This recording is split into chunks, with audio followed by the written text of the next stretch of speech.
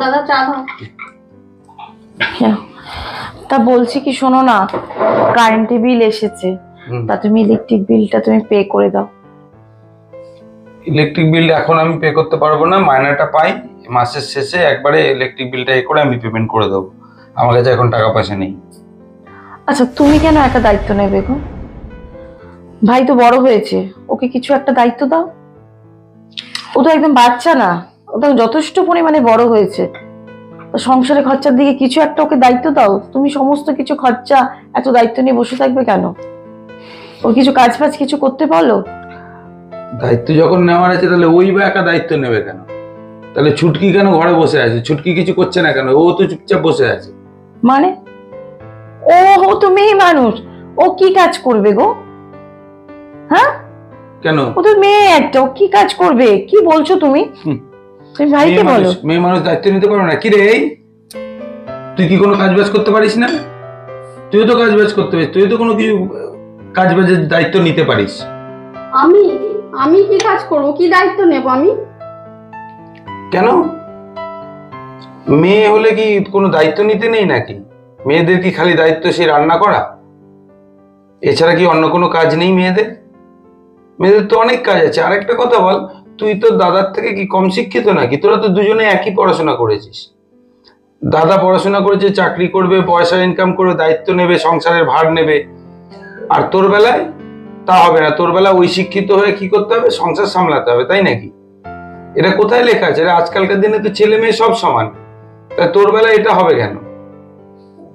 বল, তোর কিছু বলার নেই? তোকে তো আর কম শিক্ষিত করা হয়নি, দুজনকে তুই সমান সমানই পড়াশোনা করানো হয়েছিল। আর একটা কথা, তোকে যদি কিছু করারই না থাকতো তাহলে তো তোকে অতটা পড়াশোনা করানোর কোনো দরকারই ছিল না আমার।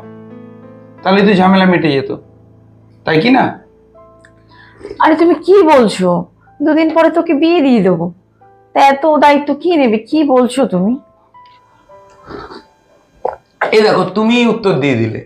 2 দিন পর যদি ওর বিয়ে হয়ে যায়, একটা কথা বলো, বিয়ে হয়ে গেল, ওর বর ইনকাম করে, সংসার ভালো চলছে, ঠিক আছে। ইন ফিউচার ভগবান না করুক যদি কোনোদিন ওর বরের কিছু হয়ে যায়, তাহলে ওর সংসারের হালটা কে ধরবে? ওর সংসারের হালটা কে ধরবে?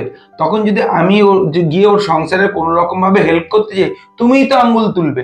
বিয়ে হয়ে গেছে, এখন কেন আবার যাচ্ছ ওর পেছনে করতে, হেল্প করতে?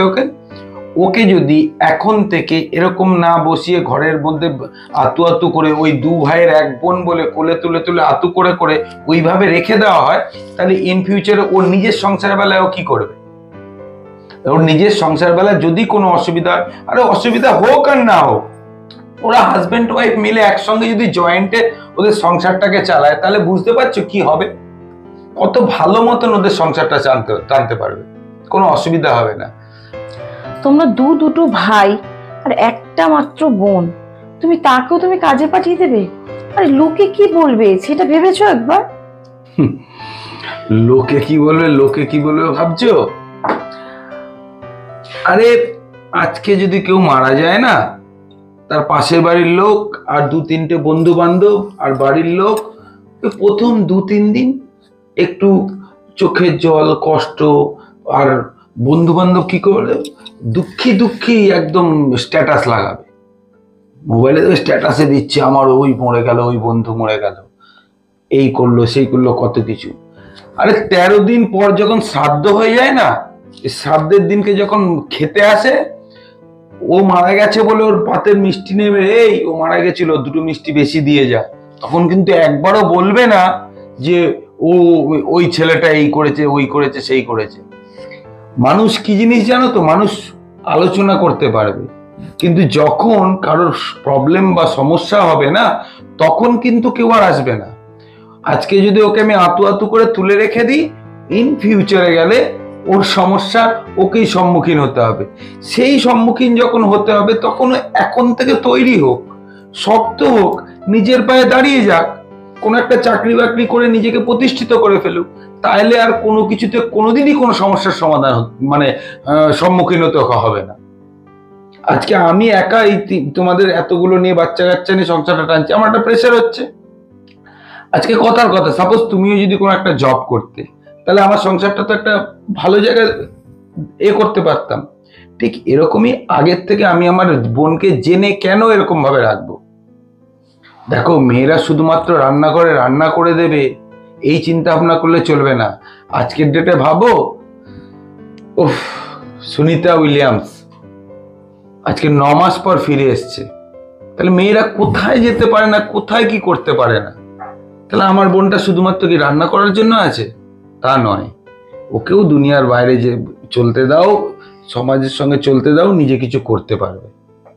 বুঝতে পেরেছো? অত আত্মহত্যা করে কিছু নেই। তুইও চাকরির খোঁজ শুরু কর।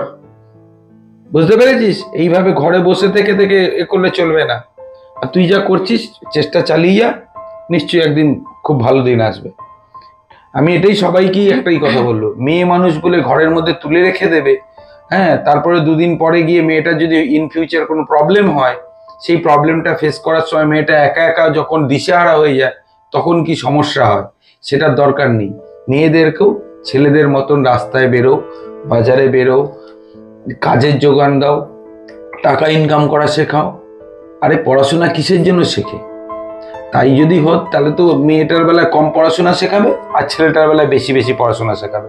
কারণ ছেলেটা তার ইন ফিউচার ভবিষ্যৎ তৈরি করতে হবে, তাকে সংসার করতে হবে। কিন্তু মেয়ের বেলা এটা ভাবে না। ওরকম কোনো দিন নেই। এখন ছেলে যেরকম পড়াশোনা করছে, মেয়েকেও ওরকম শিক্ষিত হতে হবে, আর ওরকম ভাবেই সমাজের সঙ্গে সমান তাল মেলে একসঙ্গে চলতে হবে। ঠিক আছে? চল, তুইও কালকে থেকে ইন্টারভিউ দেওয়া শুরু কর। যেখানে যেখানে যা যা ফর্ম বেরোচ্ছে সব ফিল আপ করা শুরু কর। চাকরি পাবি, বিন্দাস করবি। ঠিক আছে?